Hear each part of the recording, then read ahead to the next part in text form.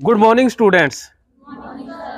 प्यारे विद्यार्थियों, सबसे पहले मैं सर का विक्रमजीत जी का तहे दिल से धन्यवाद करना चाहता हूं कि कीमती समय में से समय निकाल करके आप बच्चों से रूबरू होने का मौका दिया, और साथ में सभी स्टाफ सदस्यों का भी बहुत बहुत आभार। प्यारे विद्यार्थियों, मेरी बातचीत आपसे लगभग 20 मिनट की रहेगी।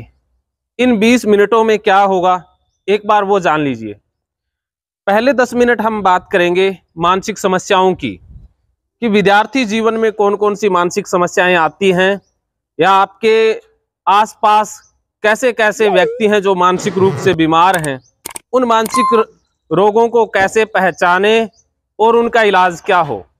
पहले 10 मिनट इसके ऊपर हम बात करेंगे, और अगले 10 मिनट एक डेमो करेंगे हिप्नोटिज्म का, कि कुछ बच्चों को हिप्नोटाइज करके उनकी अचेतन मन की जो शक्ति है उसका आप लाइव एग्जाम्पल देखोगे, तो उसके माध्यम से हम इलाज करते हैं कि किसी को मानसिक समस्या है तो उस विधि के द्वारा इलाज किया जाता है, और उसके द्वारा आपकी लर्निंग स्पीड भी बढ़ाई जा सकती है, मेमोरी भी बढ़ाई जा सकती है।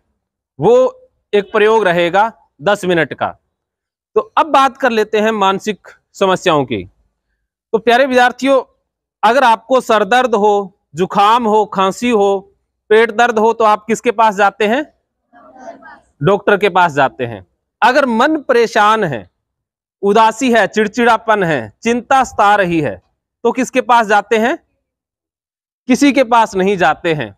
यही हमारी विडंबना है कि हमें मानसिक स्वास्थ्य के बारे में जानकारी है ही नहीं, और थोड़ी बहुत जानकारी है वो भी गलत है।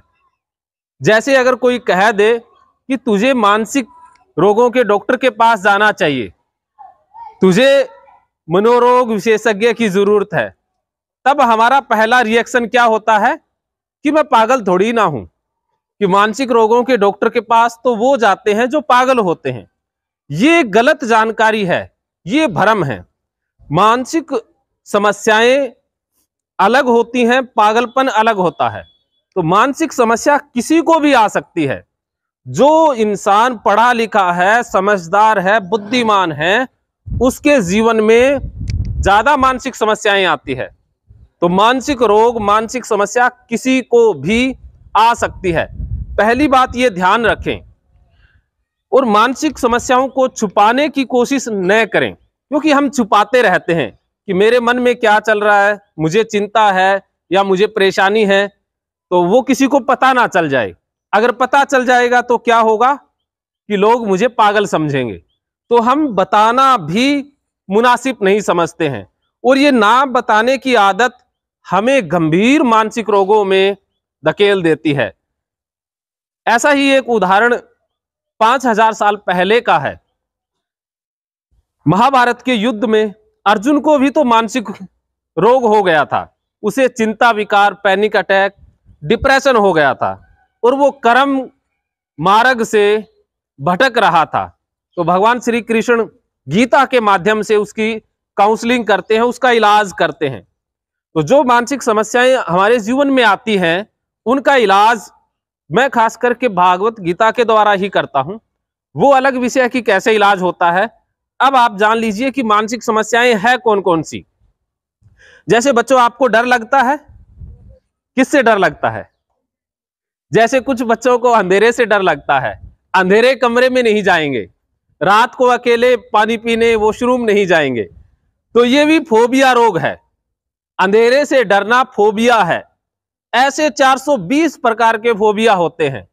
जैसे कुछ लोग ऊंचाई पर नहीं जा सकते हैं, ऊंचाई पर जाएंगे पहली मंजिल, तीसरी मंजिल पर, तो उनको घबराहट होने लग जाएगी, मुंह सूखने लग जाएगा, हार्ट बीट बढ़ जाएगी, ऐसे लगेगा कि जैसे कुछ हो जाएगा।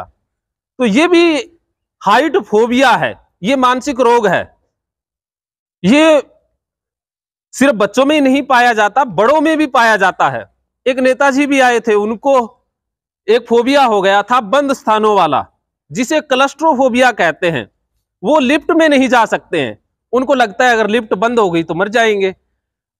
जो कमरा बंद हो, खिड़की दरवाजे इसमें ना हो, तो उसमें नहीं जाते हैं। वॉशरूम में जाते हैं तो बाहर एक बंदा खड़ा करके जाते हैं कि भाई कुंडी बंद तो ना हो जाए। तो ये फोबिया है जिसे क्लस्ट्रोफोबिया कहते हैं। ऐसे और बहुत सारे फोबिया है, जैसे भीड़ भाड़ वाले स्थानों से डर लगता है, भीड़ वाले स्थानों पर नहीं जाएंगे।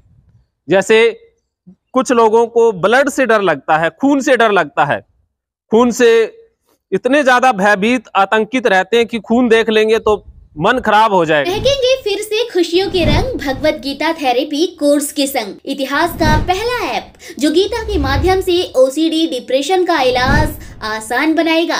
ओसीडी डिप्रेशन का इलाज हुआ और भी आसान, और वो भी बिना दवाई, घर बैठे। किसी को बीमारी की चिंता है तो किसी को चिंता की बीमारी है। भगवत गीता ने लाखों करोड़ों का जीवन बदला है और आपका भी बदलेगा। गीता थेरेपी कोर्स में आपको मिलेगा सभी 11 प्रकार की ओसीडी का संपूर्ण इलाज, जैसे गंदगी का वहम, बार बार हाथ धोना, बार बार सफाई करना, बार बार लॉक दरवाजा चेक करना व अन्य सामान की चेकिंग बार बार करना, एक ही विचार बार बार आना, नुकसान व मरने मारने का विचार आना, HIV, rabies, cancer, heart attack का विचार आना, IBS और नींद न आने की समस्या का हल गीता कोर्स में मिलेगा। आत्महत्या वाले विचारों से मुक्ति भी गीता थेरेपी कोर्स से मिलेगी।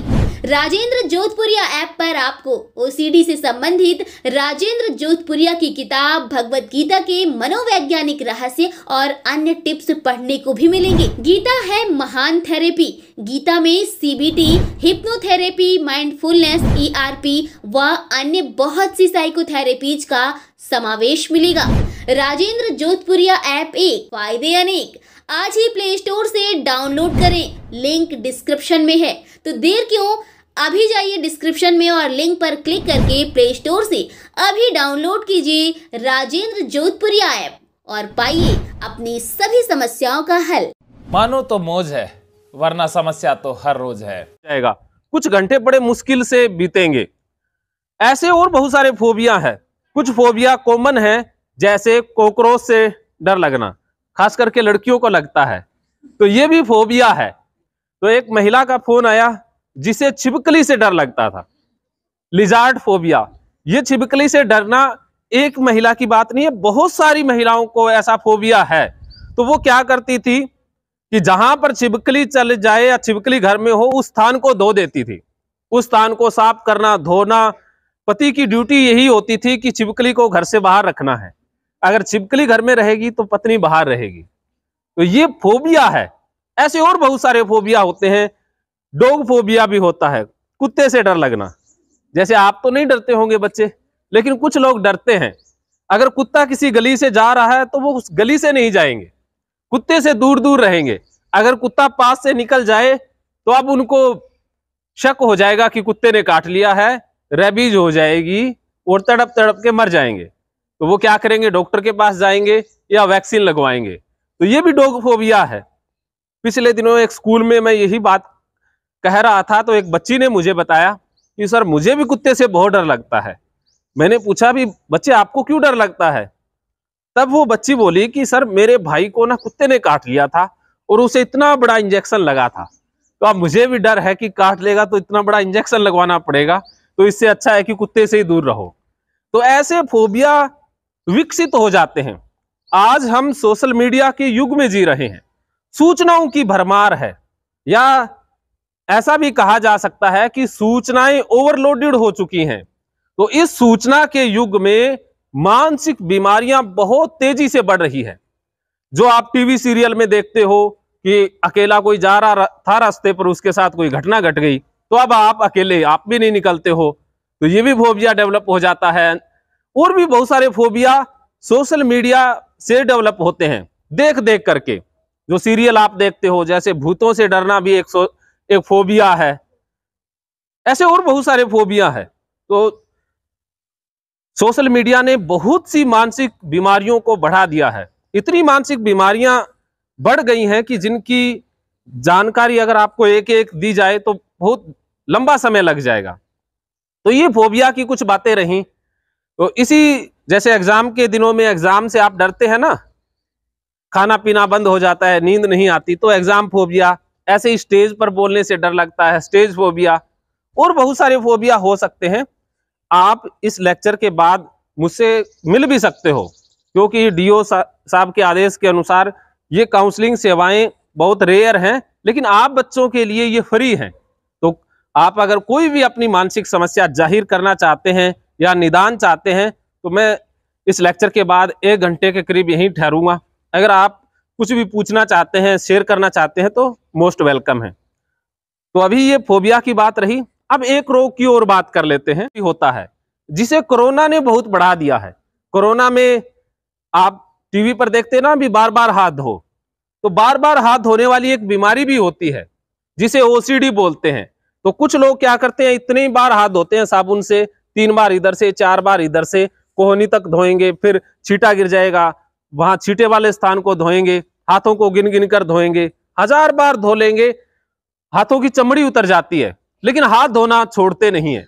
दरवाजे के टच हो गया, जाकर के हाथ धो लेंगे। तो उनको लगता रहता है कि बाहर गंदगी है, तो उनके हाथ गंदे हो गए, वो जाकर के धो लेंगे। और हाथ इतनी बार धोएंगे कि हाथों पर जैसे पैचीज पड़ जाते हैं, धब्बे भी पड़ जाते हैं। ये खास करके महिलाओं में रोग ज्यादा पाया जाता है, 80%।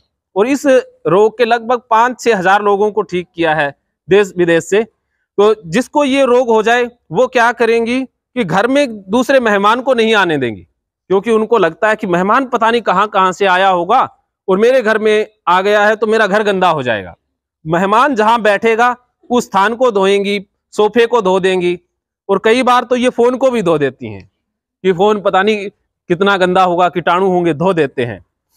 एक साहब का फोन आया, वो कहते कि मैंने घर में पैसे ला करके रखे थे, तो अब मिसिज ने उनको भी धो दिया।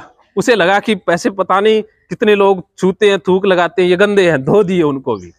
तो ऐसे वो धोती रहती हैं। वॉशरूम में बहुत ज्यादा समय लगता है, टैंकी की टैंकी खाली कर देते हैं, लेकिन नहाने से पीछा छूटता ही नहीं है। मेरे घर में आते हैं कई बार ये ऐसे इलाज लेने के लिए पेशेंट बहुत दूर दूर से।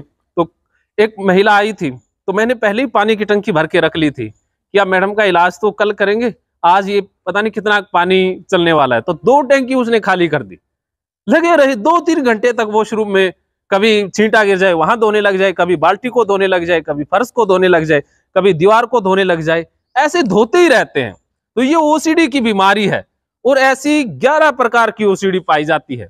जैसे कुछ लोग बार बार ताला चेक करते हैं, मोबाइल पर कोई पोस्ट कर देंगे, फिर डिलीट करेंगे, फिर देखेंगे कहीं गलत पोस्ट तो नहीं हो गई है। तो ये शक रहता है कि कुछ गलत ना बोल दें, कुछ गलत ना हो जाए, तो ये भी ओसीडी है। जैसे बार बार बीमारी का विचार आना कि कोई बीमारी तो है। जैसे कुछ लोगों को सर दर्द या पेट दर्द की शिकायत रहती है, एंडोस्कोपी या जितनी भी रिपोर्टें हैं वो नॉर्मल आएंगी, लेकिन दर्द ठीक नहीं होता, तो वो भी सोमेटोफोम या कन्वर्सन डिसऑर्डर का एक पार्ट है, वो भी मानसिक रोग ही है। ऐसे बहुत सारे मानसिक रोग हैं। जैसे कुछ लोग जैसे भगवान को बार बार प्रणाम करते हैं, मंदिर देखा ऐसे प्रणाम करेंगे, झुकेंगे, तो आपको लगेगा कि ये बंदा तो बड़ा अच्छा होगा, धार्मिक है, लेकिन वो धार्मिक नहीं होते।